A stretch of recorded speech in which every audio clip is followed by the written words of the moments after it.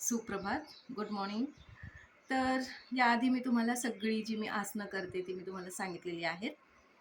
जसं की वॉर्मअप, त्यानंतर सूर्यनमस्कार, त्यानंतर सगळी आसनं, शयनस्थिती, विपरीत शयनस्थिती, बैठक स्थिती, दंडस्थिती, त्यानंतर प्राणायाम जे काही करते ते मी सगळं माझ्या व्हिडिओमध्ये 4 व्हिडिओमध्ये मी सांगितलेलं आहे आणि तुम्ही आशा करते की तुम्ही ते पाहत असाल आणि करत असाल आणि तुम्ही तुमच्या योगाची स्टार्ट केली असेल, अशी आशा करते. कारण खूप गरजेचं आहे.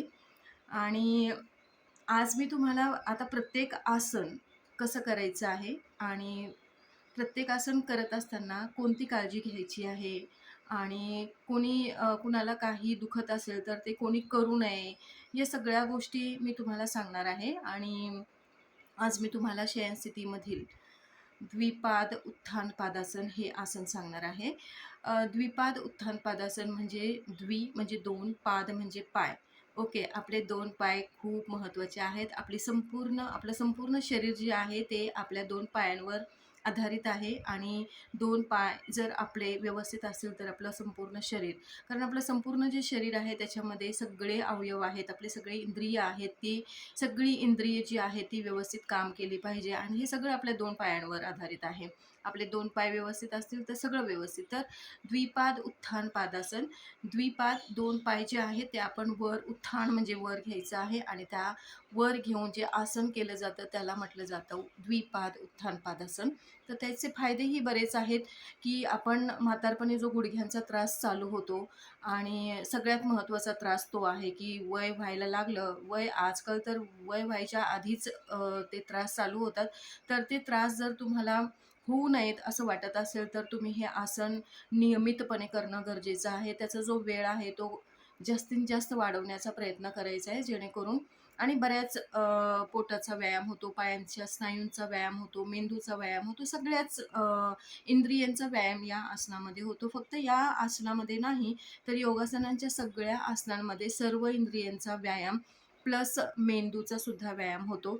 त्यामुळे असा विचार नाही केला पाहिजे की हे आसन केल्यानंतर काय फायदा होतो, हे आसन केल्यानंतर कशाला कोणता फायदा होतो, हे असं काही नाही. जर तुम्ही रेग्युलर प्रत्येक आसन जर करत असाल तर त्याचा ओव्हरऑल तुमच्या शरीरावर, तुमच्या मानसिक परिस्थितीवर चांगलाच परिणाम होतो. त्यामुळे कोणताच विचार न करता आपण आसन करायचं आहे. तर चला मी तुम्हाला आता दाखवणार आहे. व्हिडिओ तुम्ही शेवटपर्यंत पहा. मी कशा पद्धतीनं करते, किती वेळ घेते, कसा श्वास घेते, या सगळ्या गोष्टी तुम्ही पाहणं गरजेचं आहे आणि पाहून त्या पद्धतीनं करणं गरजेचं. जर तुम्ही 1-2 वेळा पाहिलात तर तुम्हाला ते कळेल आणि त्या पद्धतीनं तुम्ही नक्की कराल. चला तर व्हिडिओला स्टार्ट करूयात. चला तर मग सुरुवात करायची आहे. दोन्ही पायांवर उभं राहायचं. खाली ज्या पद्धतीनं मी बसते त्या पद्धतीनं बसायचं आहे.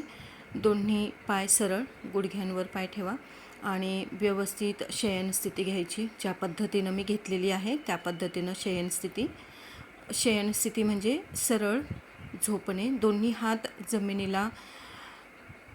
जमिनीला दाबून ठेवायचे आहेत. आपलं शरीर जे आहे ते सरळ असलं पाहिजे, स्ट्रेट असलं पाहिजे, खेचून धरायचं. दोन्ही पाय सरळ, संपूर्ण शरीर ताणून ठेवायचं आहे आणि श्वास घेत आपल्याला 10च्या काउंटमध्ये पाय वर आणायचे आहेत. बघा, आपल्याला हळूवारपणे पाय वर आणायचे आहेत. 1, 2, 3, 4, 5, 6, 7, 8, 9, 10 अशा पद्धतीनं आपण आता हे लगेच जमणार नाही. तुम्ही ह्या गोष्टींचा सराव केल्याशिवाय या गोष्टी लगेच जमणार नाही आहेत. तुम्ही प्रयत्न करून बघा. आपल्याला पटकन वर पाय घ्यायची इच्छा होते, कारण हळू घेणं म्हणजे गुरुत्वाकर्षण शक्तीमुळे पाय खाली खेचत असतात आणि त्या कंडिशनमध्ये आपल्याला पाय वर घ्यायचे असतात. तर ते थोडं अवघड जातं जर सुरुवात असेल तर, आणि जर तुम्हाला सवय असेल तर ते अतिशय सोप्या पद्धतीनं होईल. मात्र हे खूप हळूवारपणे करायचे आहे. पाय सरळ ठेवायचे काटकोनामध्ये 90 अंशाच्या. आपल्या शरीराचा 90 अंशाचा कोन झाला पाहिजे पायामध्ये आणि शरीरामध्ये. आपली नजर दोन्ही अंगठ्यांकडे असली पाहिजे. नजर स्थिर ठेवायची आहे. श्वास संथ गतीने चालू द्यायचा आहे, संथ गतीने चालू द्यायचा. बघा, हळूहळू माझे पाय पाठीमागे जाताना दिसत आहेत, तर ते पाठीमागे जाऊ द्यायचे नाही आहेत. तर आपल्या शरीराचा काटकोन जो आहे तो स्थिर ठेवणं अतिशय गरजेचं आहे. तर बघा, आपल्या पायामधील जो रक्तसंचार आहे तो खालच्या दिशेने व्हायला लागतो आणि त्याचा अतिशय चांगल्या पद्धतीचा परिणाम जो आहे तो आपल्या शरीरावर होताना दिसतो.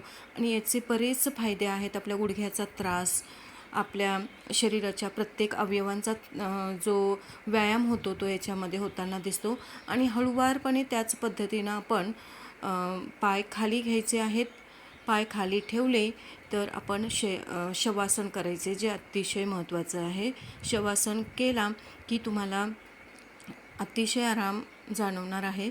अतिशय विश्रांती देणारं हे आसन आहे. हे आसन आपण करून हे आसन सोडायचं आहे. तर अशा पद्धतीनं आपण द्विपाद उत्थान पादासन हे आसन केलेलं आहे.